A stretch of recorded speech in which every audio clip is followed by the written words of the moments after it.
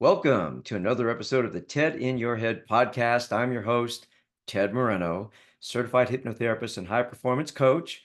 What I do is use the tool of hypnosis to help people change their minds, whether it's getting rid of bad habits, forming new habits, changing their way of thinking, or accomplishing goals and dreams.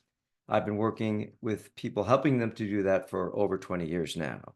So I'll tell you later on how to get in touch with me if that sounds like something you're interested in doing. But for now, let's get into today's show. You have a lot to offer. Why are you hiding out? As I like to do, I want to start with a story. I had a job at the University of Arizona. This was back when I was a student there. I had a job at the cookie counter in one of the student union restaurants called the Fiddly Fig.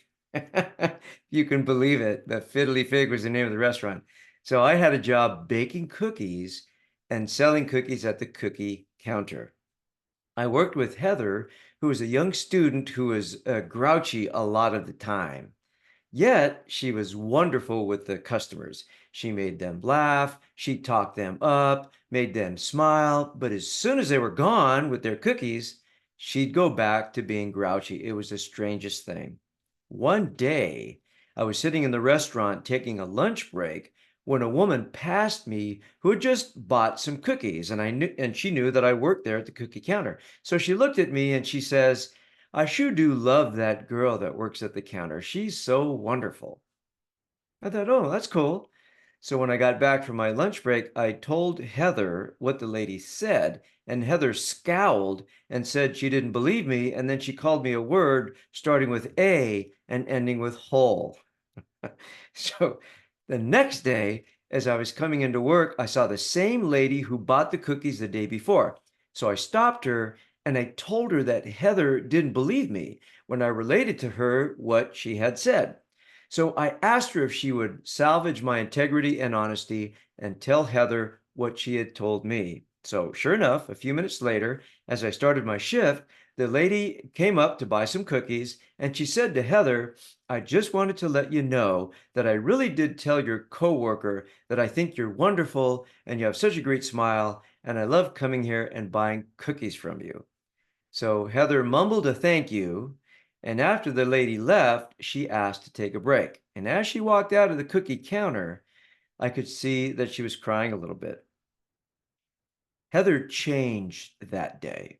She continued to be great with the customers, but from that day on, she became a lot more pleasant to us, her coworkers, and a lot less surly and grouchy. In fact, she started taking better care of herself and her appearance. I guess she just needed someone to tell her that she had something to offer. Here's another story for you. While I was attending my all boys high school, I was kind of shy around women.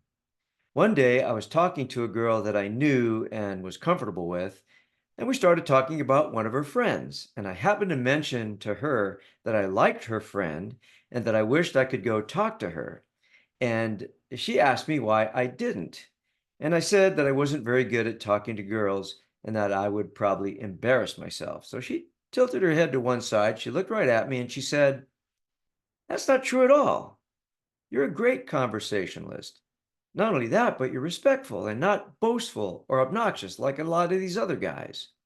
I find it very pleasant to speak with you." I was taken aback. No one had ever told me that before. Because of my belief that I wasn't good at talking to girls, I was always hiding out in some corner at the dance. After that day, I changed a bit as well. And one of the ways that I changed is that from that point on, I always looked for an opportunity to point out to people the things I liked about them and the things that I thought they had to offer that were good and positive things.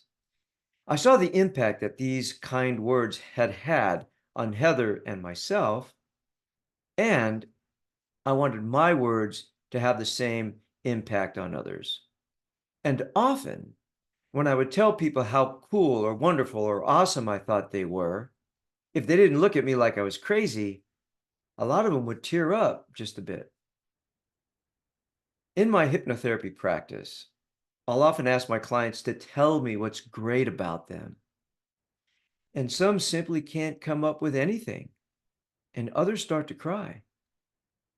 What is it about acknowledging what we bring to the table that is triggering for so many people? Of course, it's the programming.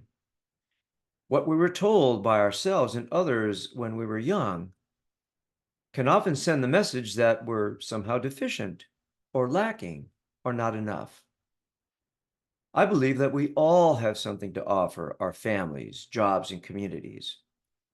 But if we don't believe this, then we're going to hide out and not even try. To use a biblical reference, we'll hide our light under a bushel basket so that no one gets to benefit from it. What if we truly adopted and cultivated the belief that we're here for a reason? That we're here to make a contribution that no one else on the planet can make in the same way. Everyone seems to think these days that if you're not a big deal on social media or some kind of influencer on TikTok, then you're nothing. But I would contend there is always an opportunity to make a difference in big and small ways. I think it's a tragedy, really, that so many of us discount our value, invalidate our worth, and hide our brilliance and contribution from the world.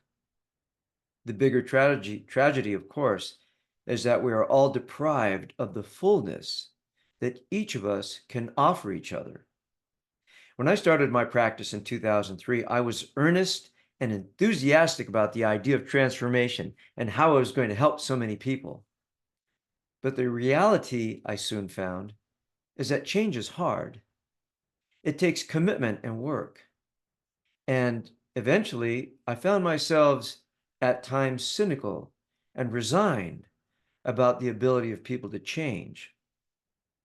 Consequently, there have been many times when I was out socializing with people outside of work, and someone would start talking about a challenge or problem that they were dealing with. And instead of giving them a suggestion or giving them something to think about, or even suggesting a book or a resource, I would just sit there and not say anything, just nodding my head.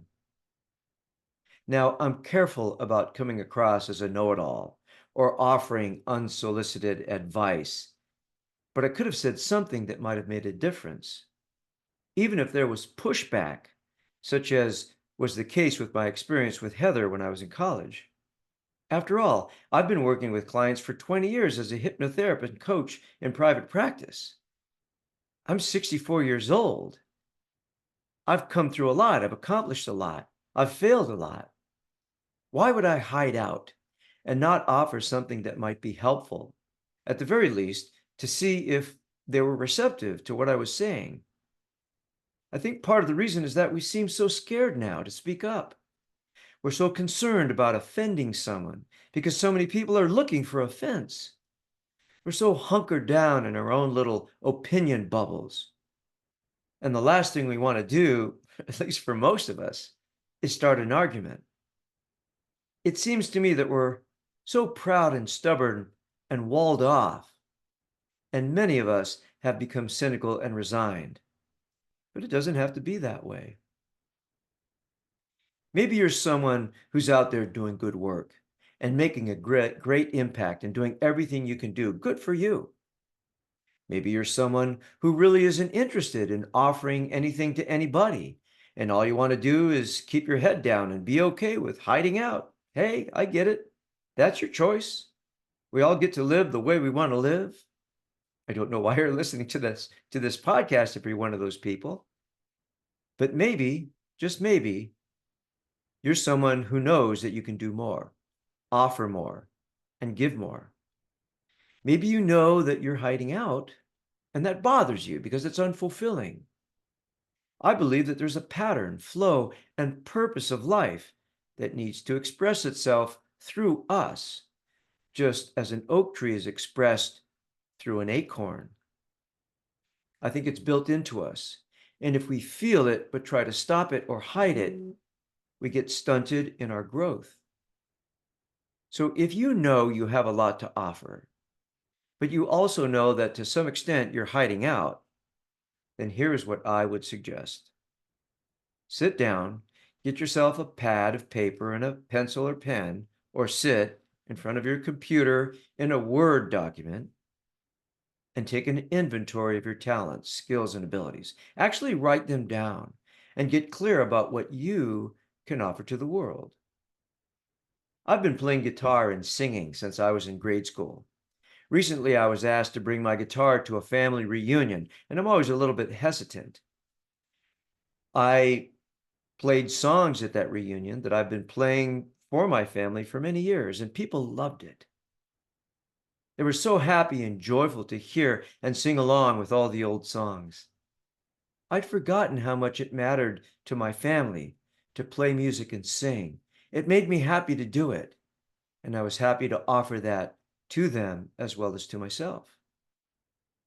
So look at your family, your job, or community. Is there a need for what you have? Is there a fit?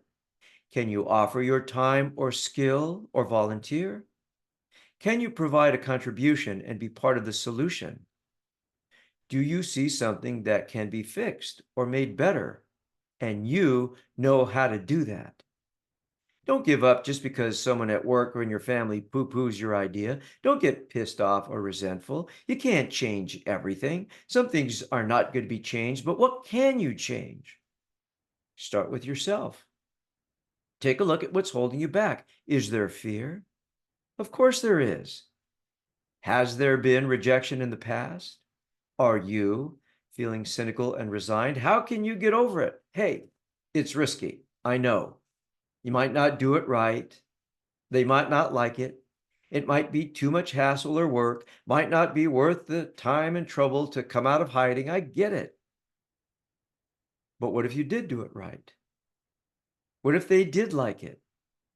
What if the hassle or work or time or trouble was worth the feeling that you're doing something that matters? I mean, what else is there? If this is something you want to explore in the context of hypnotherapy and coaching, request a complimentary consultation at tedmoreno.com. We'll talk and see what's up and how we can work together. I hope you found something to think about in today's episode. And thank you so much for being here. I want to leave you with a quote that I'm sure you've heard before. And in my opinion, it's truly one of the most powerful quotes I've ever heard. And it goes like this: Our deepest fear is not that we are inadequate. Our deepest fear is that we are powerful beyond measure. It is our light, not our darkness, that most frightens us. We ask ourselves, who am I to be brilliant, gorgeous, talented, fabulous? Actually, who are you not to be? You are a child of God. Your playing small does not serve the world. There is nothing enlightened about shrinking so that other people won't feel insecure around you. We are all meant to shine as children do. We were born to make manifest the glory of God that is within us. It's not just in some of us, it's in everyone. And as we let our own light shine, we unconsciously give other people permission to do the same. As we are liberated from our own fear, our presence automatically liberates others. That's Marianne Williamson. Thanks for listening, and take good care of yourself. We'll talk soon. Bye.